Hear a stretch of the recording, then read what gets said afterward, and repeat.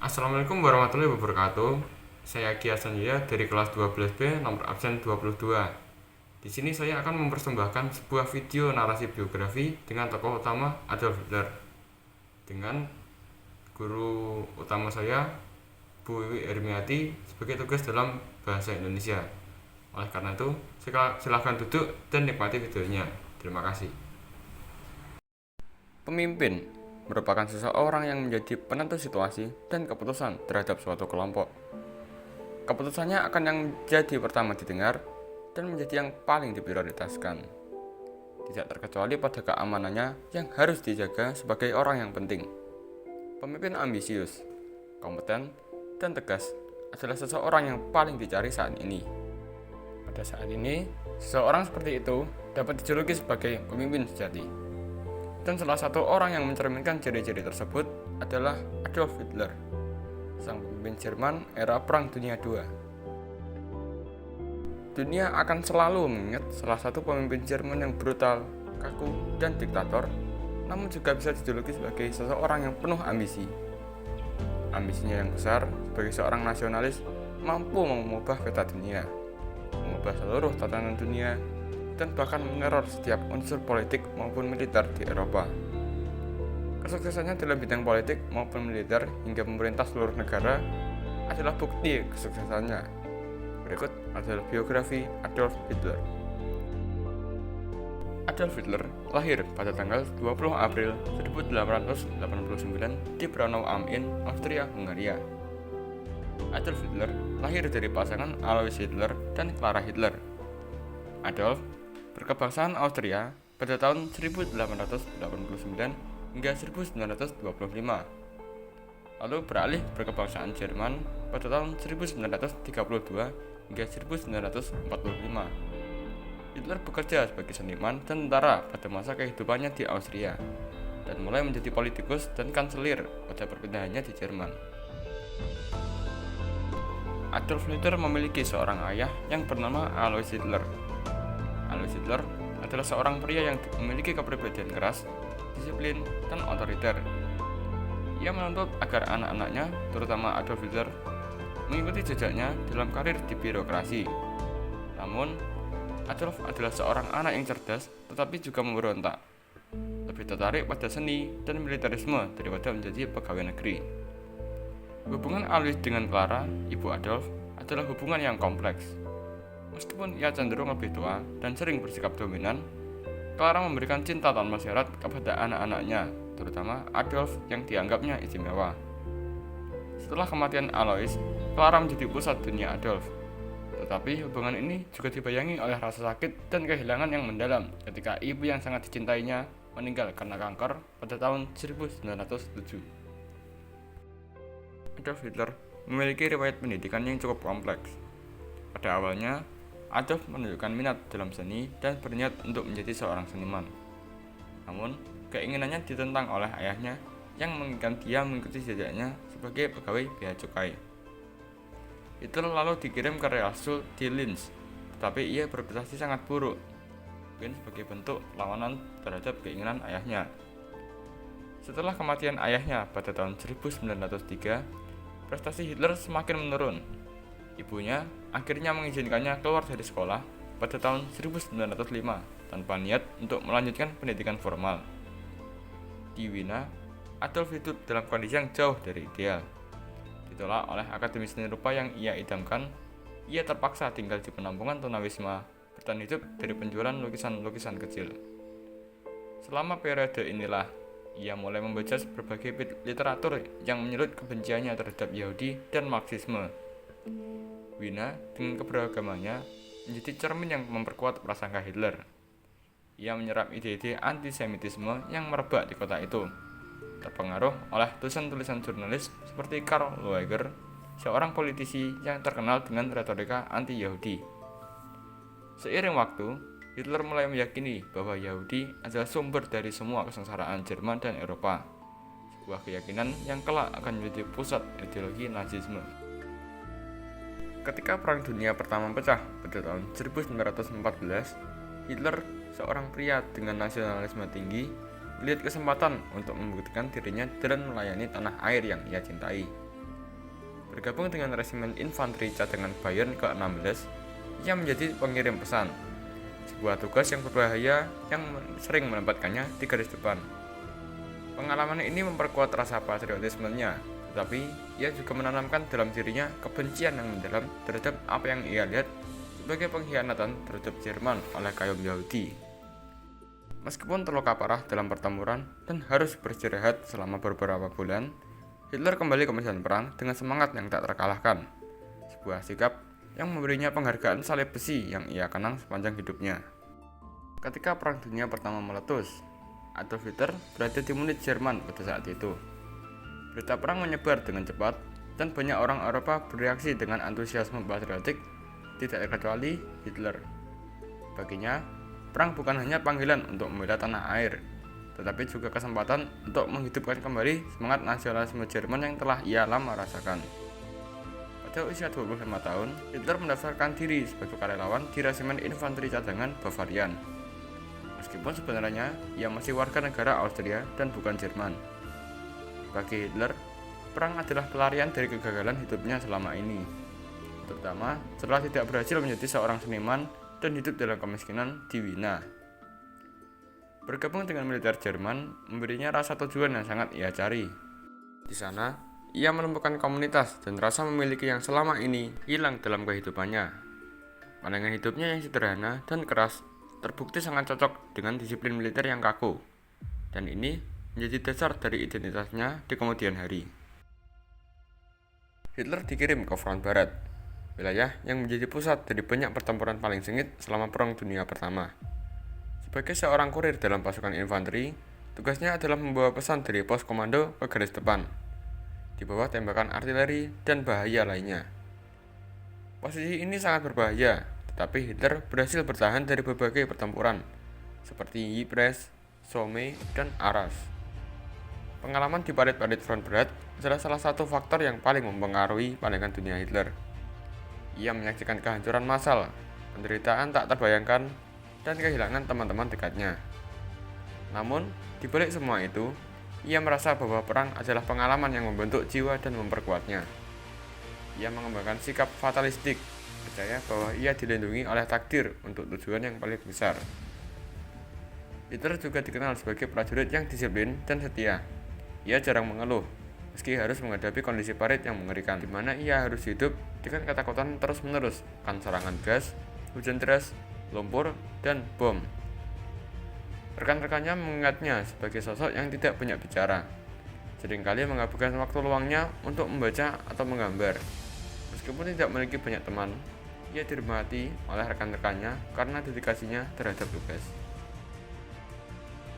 Pada bulan Oktober 1916, selama pertempuran Somme, Hitler terluka cukup parah di paha akibat pecahan peluru artileri. Cedera ini membuatnya harus dirawat di rumah sakit lapangan dan harus kemudian dikirim kembali ke Jerman untuk pemulihan lebih lanjut. Selama masa pemulihan ini, Hitler mendapat medali salib besi kelas kedua atas keberaniannya.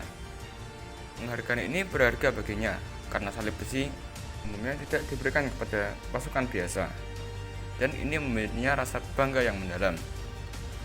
Namun, tidak lama kemudian setelah ia kembali bertugas, nasib buruk menimpanya lagi. Pada Oktober 1918, Hitler terkena serangan gas mustard di Ypres. Serangan ini menyebabkan kebutaan sementara dan membuatnya harus dirawat di rumah sakit di Beswald. Di sanalah ia mendengar kabar tentang kekalahan Jerman dan gencatan senjata yang mengakhiri perang. Kabar kekalahan ini menghancurkan Hitler. Ia merasa dikhianati oleh para pemimpin dan mengembangkan keyakinan bahwa Jerman telah ditikam dari belakang oleh musuh internal, terutama Yahudi dan kaum komunis. Proses pemulihan Hitler dari luka-lukanya bukan hanya fisik, tetapi juga emosional dan mental. Di Beswald, dia mengalami krisis eksistensial. Kebutaan sementara akibat serangan gas membuatnya merenungkan kembali hidupnya dan masa depan Jerman. Dalam kondisi yang penuh penderitaan inilah, ia mengklaim telah menerima visi bahwa ia ditakdirkan untuk memimpin Jerman menuju kebangkitannya kembali. Pemulihannya dari kebutaan dan kembali ke penglihatan normal dikaitkan dengan keyakinan bahwa ini adalah tanda dari takdir bahwa ia memiliki peran besar yang harus dimainkan di masa depan Jerman. Balik kesengsaraan tersebut, Hitler juga telah mendapatkan beberapa penghargaan yang sebagian besar didapat semasa mengabdi Perang Dunia Pertama. Di antaranya adalah salib besi kelas pertama pada Agustus 1918, salib besi kelas kedua pada Desember 1914, badge luka pada Mei 1918, diploma resimen pada Mei 1918, salib kehormatan dengan pedang pada Juli 1934, dan medali layanan militer Bavaria kelas ketiga pada Agustus 1918. Setelah sembuh, Hitler kembali ke Munich dan mendapati negara yang ia cintai dalam kekacauan. Kekalahan Jerman dalam Perang Dunia Pertama diikuti oleh revolusi Jerman pada tahun 1918 hingga 1919, menyebabkan kekosongan kekuasaan dan ketidakstabilan politik. Dalam peristiwa ini, Hitler menjadi semakin tertarik pada politik. Ia bergabung dengan pasukan Freikorps, milisi sayap kanan yang terdiri dari veteran perang yang bertempur melawan pemberontak komunis dan membantu menekan pemberontakan Spartacus. Selama periode inilah, Hitler mulai mengembangkan keterampilannya sebagai seorang orator. Ia menghadiri rapat-rapat umum dan mulai berbicara di depan umum, mengekspresikan kemarahannya terhadap kaum komunis, Yahudi, dan politisi yang ia anggap bertanggung jawab atas kekalahan Jerman. Kemampuan berbicaranya yang kuat dan pesannya yang nasionalis segera menarik banyak perhatian orang, dan ini membuka jalannya menuju dunia politik. Pada September 1919, Hitler dikirim oleh tentara Jerman untuk menyusup ke Partai Parsia Jerman, sebuah kelompok kecil yang baru terbentuk dengan pandangan nasionalis dan antisemit. Namun, ketika ia menghadiri rapat partai, ia terkesan dengan ide-ide mereka dan malah bergabung sebagai anggota. Dengan cepat, Hitler mengambil peran kepemimpinan dalam partai. Berkat keterampilannya dalam berpidato dan kemampuannya untuk artikulasikan kemarahan rakyat, ia menjadi kepala propaganda partai. Dan pada tahun 1920, ia memainkan peran kunci dalam mengubah nama partai menjadi Partai Buruh Nasionalis Sosialis Jerman atau biasa disebut Nazi. Hitler memanfaatkan pengalaman dan kekecewaannya dari perang untuk memobilisasi dukungan politik. Ia berhasil membangun basis pengikut yang setia, terutama di kalangan veteran perang, dengan janji untuk membalikkan kejayaan Jerman dan membalas atas penghinaan perjanjian Versailles. Pidato-pidatonya yang berapi-api dan kecerdasannya dalam propaganda segera mengangkatnya dari seorang veteran yang terluka menjadi seorang figur politik yang sangat berpengaruh. Sampai akhirnya semuanya memuncak pada tanggal 9 November 1923. Adolf Hitler memimpin sebuah kudeta yang dikenal sebagai Putschmunit atau Putschbirhol. Kudeta ini dimaksudkan dengan tujuan utama menggulingkan pemerintahan Weimar dan menggantinya dengan partai nasionalis yang baru. Namun, sayangnya kudeta tersebut dengan cepat digagalkan oleh kepolisian dan militer. Hitler pun ditangkap dan diadili pada tahun 1924. Hitler akhirnya dipenjara selama 9 bulan di penjara Landsberg. Di sanalah Hitler menulis sebuah bukunya yang bernama Mein Kampf. Buku ini menjadi manifestasi ideologis utama dari Nazisme, memaparkan pandangan Hitler tentang ras, antisemitisme, dan politik. Dalam Mein Kampf, Hitler menyusun rencananya untuk masa depan Jerman, termasuk konsep Lebensraum dan perlunya pemulihan kekuasaan Jerman. Penulisan buku ini tidak hanya memberi Hitler platform ideologis, tetapi juga memperkuat posisinya sebagai pemimpin utama Partai Nazi setelah dia keluar dari penjara. Setelah dibebaskan dari penjara pada 20 Desember 1924, Hitler melanjutkan upayanya untuk memperkuat Partai Buruh Nasionalis Sosialis Jerman.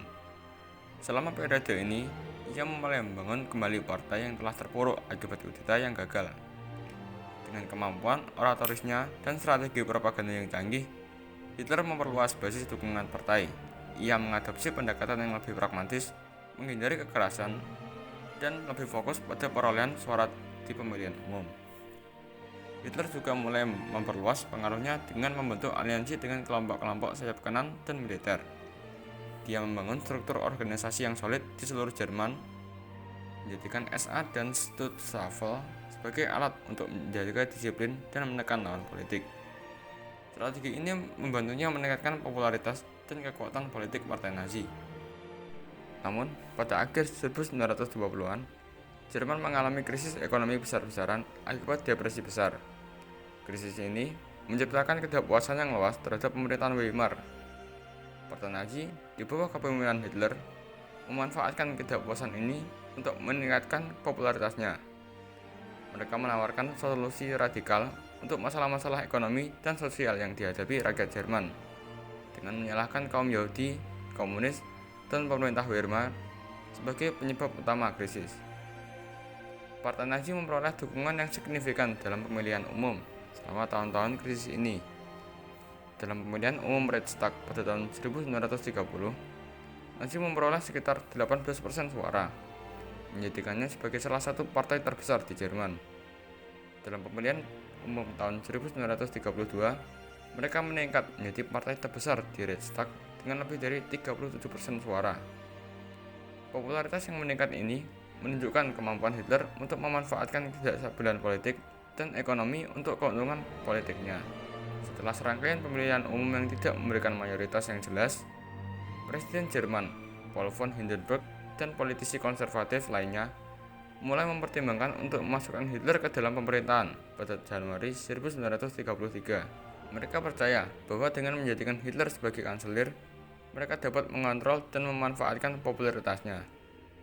Hingga akhirnya pada tanggal 30 Januari 1933, Hitler secara resmi diangkat sebagai kanselir Jerman oleh Hindenburg.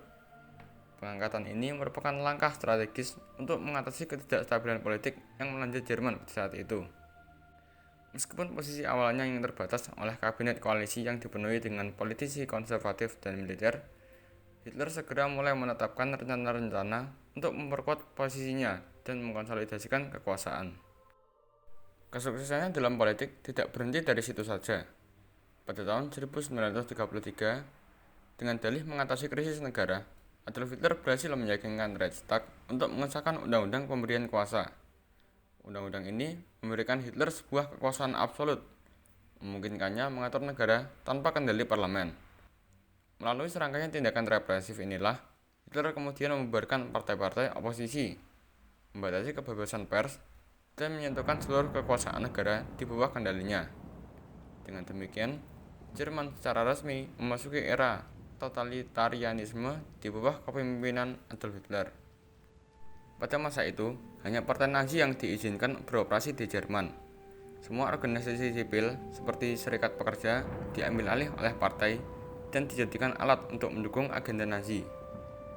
Di bawah kepemimpinan Hitler, propaganda Nazi menyebar luas, menggambarkan dirinya sebagai penyelamat bangsa Jerman dari ancaman komunis dan Yahudi.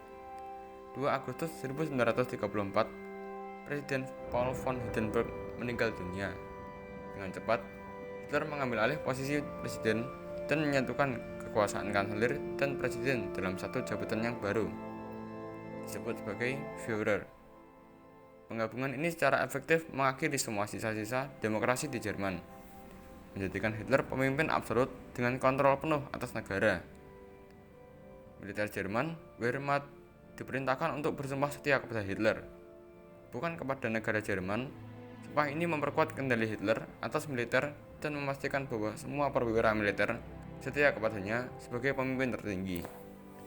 Dari titik inilah, Hitler memiliki otoritas mutlak dan mulai menerapkan visinya untuk Jerman dan dunia. Setelah mengurus seluruh konsolidasi kekuasaan di negaranya, Hitler mulai mengejar kebijakan ekspansionis yang didasarkan pada konsep Lebensraum. Dia berencana memperluas wilayah Jerman ke timur dengan tujuan mengamankan ruang dan sumber daya yang dianggap penting untuk keberlangsungan bangsa Jerman. Hitler juga bercita-cita untuk menciptakan sebuah kekaisaran Jerman yang akan mendominasi Eropa dan melampaui batas-batas sejarah negara Jerman. Pada 1936, Jerman mulai menguji kekuatan dan kemauan dunia dengan meremilitarisasi Rhineland yang sebelumnya didemilitarisasi oleh perjanjian Versailles. Meskipun langkah ini melanggar perjanjian internasional, tidak ada tindakan tegas dari Prancis maupun Inggris. Ini memberi Hitler kepercayaan diri untuk melanjutkan kebijakan agresifnya. Untuk memperkuat posisinya di Eropa, Hitler mulai membuat serangkaian aliansi strategis. Pada 1936, Jerman menandatangani perjanjian anti-Komintern dengan Jepang yang ditujukan untuk melawan pengaruh Soviet. Pada 1939, Hitler menandatangani Fakta Molotov-Ribbentrop dengan Uni Soviet, sebuah perjanjian non-agresi yang mengejutkan banyak pihak karena kedua negara memiliki ideologi yang saling bertentangan. Fakta ini juga mencakup kesepakatan rahasia untuk membagi Polandia antara Jerman dan Soviet. Perjanjian ini memberi Hitler kebebasan untuk menyerang Polandia tanpa khawatir akan intervensi Soviet, mempersiapkan jalan menuju pecahnya Perang Dunia II di front barat. Pada 1 September 1939, Hitler memulai Perang Dunia II dengan menginvasi Polandia dengan menggunakan taktik Blitzkrieg, serangan kilat. Pasukan Jerman dengan cepat menghancurkan perlawanan Polandia. 2 hari kemudian, Inggris dan Prancis menyatakan perang terhadap Jerman, menandai dimulainya konflik global yang akan berlangsung selama 6 tahun. Invasi Polandia juga diikuti oleh serangkaian kemenangan cepat di Eropa Barat, termasuk pendudukan Norwegia, Denmark, Belgia, Belanda, dan Prancis pada tahun 1940. Keberhasilan militer ini memperkuat reputasi Hitler sebagai seorang pemimpin militer yang brilian dan meningkatkan pengaruhnya di dalam negeri.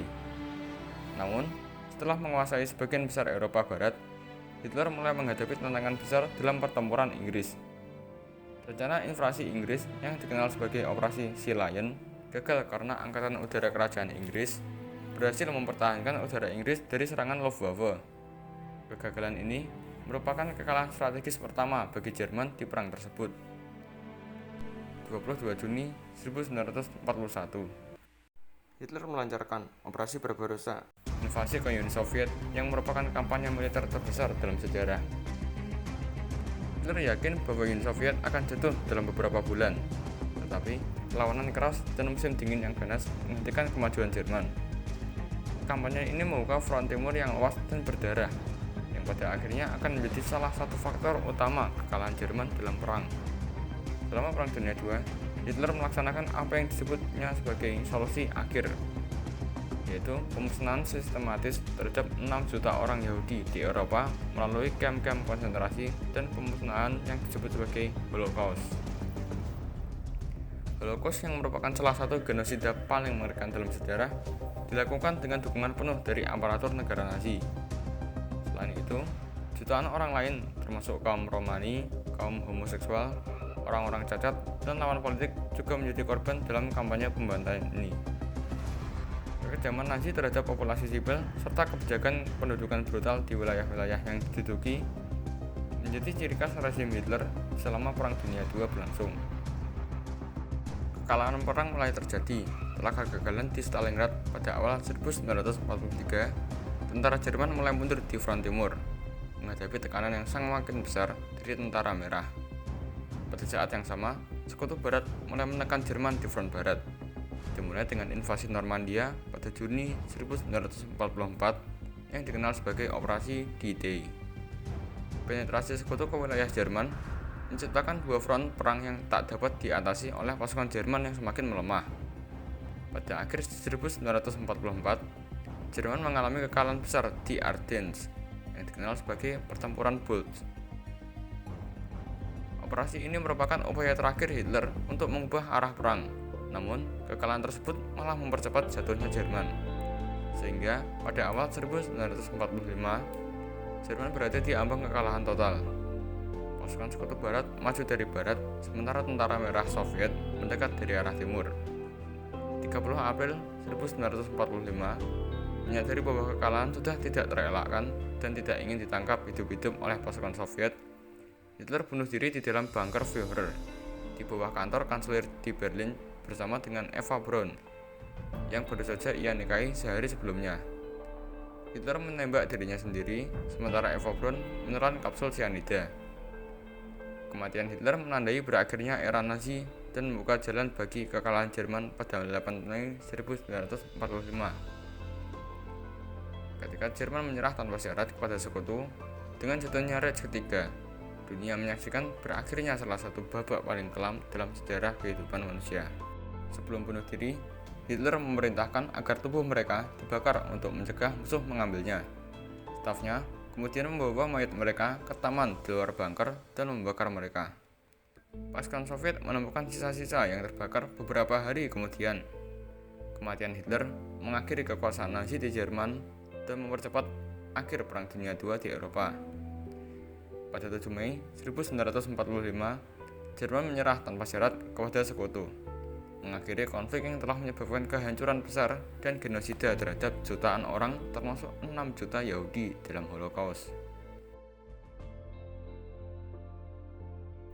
Biografi Hitler mencerminkan ambisi besar dan keinginan yang tinggi, perlu dibimbing pada jalan yang benar, serta pendekatan terhadap semangat nasionalis perlu dijaga sehingga tidak menimbulkan gejolak pada diri sendiri.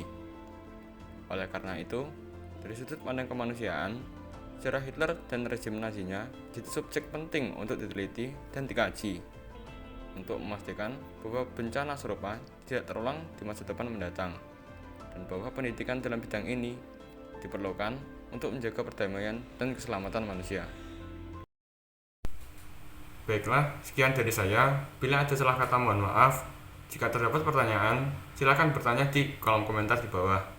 Sekian dari saya, terima kasih. Wassalamualaikum warahmatullahi wabarakatuh.